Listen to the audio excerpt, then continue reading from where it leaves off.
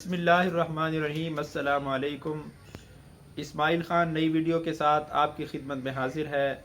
ناظرین، آج ہم بات کریں گے ڈینیل مارکے کی کتاب نو ایگزٹ فرام پاکستان۔ اس کتاب میں امریکہ کی سوچ پاکستان کے بارے میں اس کا پتہ چلتا ہے، اور امریکہ جو پالیسیاں پاکستان کے بارے میں رکھتا ہے ان کے بارے میں آگاہی ہوتی ہے۔ اس لیے اپنی بصیرت میں اضافے کے لیے اس کتاب کے مندرجات پر نگاہ رکھنا ضروری ہے۔ ڈینیل مارکے ایک امریکی مصنف ہیں اور 25 سال سے پاکستان اور امریکہ جو تعلقات ہے ان کے ماہر ہیں، اور کئی حکومتوں میں وہ کام بھی کر چکے ہیں، اور اس میں انہوں نے واضح الفاظ میں کھلے بندوں ہر چیز سچائی کے ساتھ بیان کر دی ہے، بغیر کسی لگی لپٹی کے انہوں نے بات کی ہے۔ اس میں سب سے پہلے تو وہ یہ کہتے ہیں، خلاصہ اس کتاب کا یہی ہے، اس میں انہوں نے بہت ڈیٹیل سے باتیں کی ہیں، اور سارے پچھلے 75 سال سے جو کچھ ہوتا رہا ہے اس کے بارے میں انہوں نے بات کی ہے۔ پاکستان کے اندر جو کارروائیاں امریکہ نے کی ہیں اس کے بارے میں انہوں نے بات کی ہے۔ سب سے پہلے وہ یہ کہتے ہیں کہ امریکہ پاکستان پر اعتبار نہیں کرتا۔ اس کے بعد وہ کہتے ہیں کہ ہم امریکی پاکستان کو جتنا بھی امداد دیتے ہیں، ڈالر دیتے ہیں، پیسہ دیتے ہیں، یہ پاکستانی اتنا ہی ہم سے نفرت کرتے ہیں۔ اب ہونا تو یہ چاہیے تھا کہ چونکہ پاکستانی ہم سے نفرت کرتے ہیں اس لیے ہم ان سے علیحدہ ہو جاتے، لیکن اس میں وہ کہتے ہیں کہ کچھ وجوہات کی بنا پر امریکہ جو ہے وہ پاکستان کو چھوڑ نہیں سکتا، اس کے ساتھ وہ انگیج کیے رکھتا ہے۔ اس کے وہ 3 ریزن بتاتے ہیں۔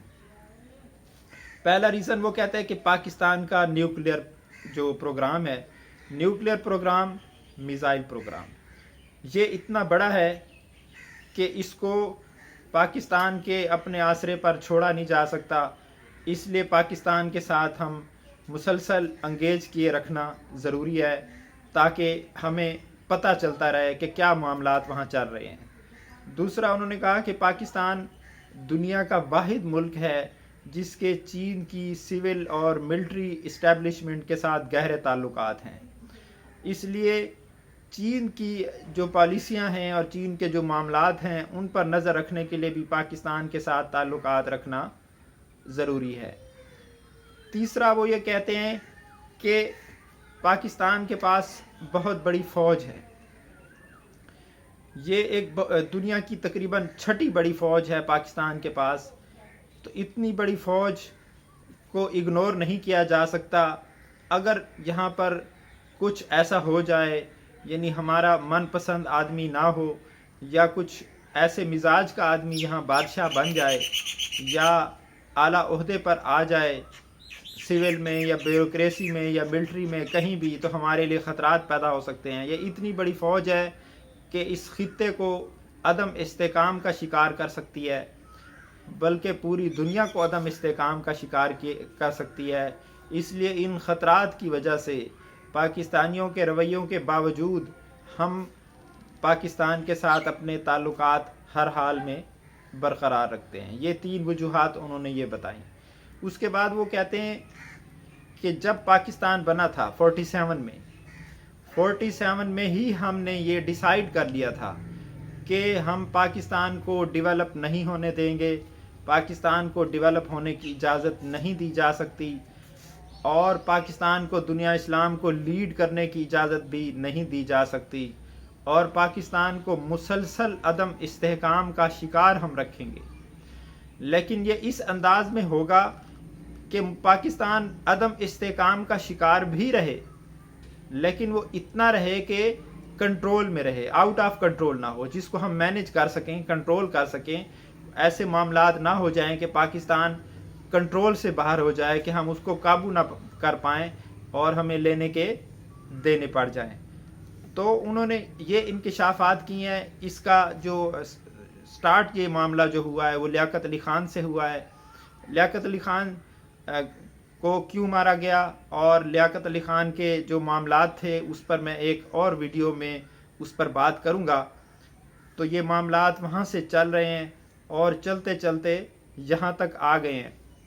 اس کے بعد وہ کہتے ہیں کہ اپنے طریقے بتاتے ہیں کہ پاکستان میں حکومتوں کو عدم استحکام کا شکار کرنا، پالیسیوں کو غیر یقینی حالت کا شکار کرنا، پالیسیوں کے تسلسل کو خراب کرنا، پاکستان کو مقروض کرنا اور پاکستان کی معیشت کو مسلسل جو ہے دباؤ کا شکار رکھنا، یہ ہماری پالیسیاں ہیں۔ وہ اس میں یہ کہتے ہیں کہ ہم نے جو اس کے لیے طریقے آزمائے ہیں اس کے بارے میں بات کرتے ہیں۔ وہ کہتے ہیں کہ ہمارے پاس سمپل طریقہ ہے، ہم ان کے لیڈرز کو خرید لیتے ہیں۔ جو پاکستان کے ارباب اقتدار ہوتے ہیں، پاکستان 22 کروڑ لوگوں کی قسمت جن لوگوں کے ہاتھوں میں ہوتی ہے، ہم ان کو خرید لیتے ہیں، سیاستدانوں کو خرید لیتے ہیں، سول ملٹری بیوروکریسی کو خرید لیتے ہیں، میڈیا ہاؤسز کو خرید لیتے ہیں، ان کے مالکان کو، صحافیوں کو خرید لیتے ہیں، تعلیمی ماہرین تک کو انہوں نے کہا کہ ہم خرید لیتے ہیں۔ اور انہوں نے کہا کہ حیرت ہوتی ہے کہ یہ لوگ بہت سستے بکتے ہیں، ان کو صرف امریکہ کا ویزا دے دیں، ان کے بچوں کو اسکالرشپس دے دیں تو یہ بک جاتے ہیں اور ہمارے مفادات کے لیے کام کرتے ہیں۔ تو امریکی مصنف ڈینیل مارکے کا یہ اعتراف جو ہے، اور کھلے بندوں انہوں نے کتاب لکھ ماری ہے، یہ نہیں ہے کہ کوئی ویڈیو ہے یا کوئی چھوٹی موٹی بات ہے، انہوں نے اس کو چھپانے کی زحمت نہیں کی۔ نہ ہی امریکہ اپنی پالیسیوں کو پاکستان کے بارے میں یا باقی دنیا کے بارے میں چھپاتا ہے، نہ انہوں نے چائنا کے بارے میں اپنی پالیسیوں کو کبھی چھپایا، نہ انڈیا کے بارے میں چھپایا، نہ رشیا کے بارے میں چھپایا۔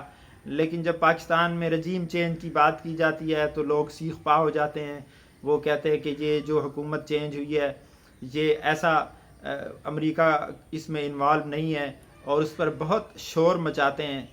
بھئی جب امریکہ خود اقرار کر رہا ہے، ان کے رائٹرز، ان کے اقتدار کی غلام گردشوں میں رہنے والے جنہوں نے حکومت میں اپنی زندگیاں لگا دی ہیں، ان کے تھنک ٹینکس، ان کے ریسرچرز، ان کے مستقبل پر نظر رکھنے والے، ان کی پالیسیوں پر نظر رکھنے والے، ان کی پالیسیوں میں حصہ لینے والے، سب ان باتوں کا اقرار کر رہے ہیں، تو پھر آپ کس منہ سے خود مختاری، قومی خود مختاری کا دعویٰ کرتے ہیں اور سالمیت کا دعویٰ کرتے ہیں؟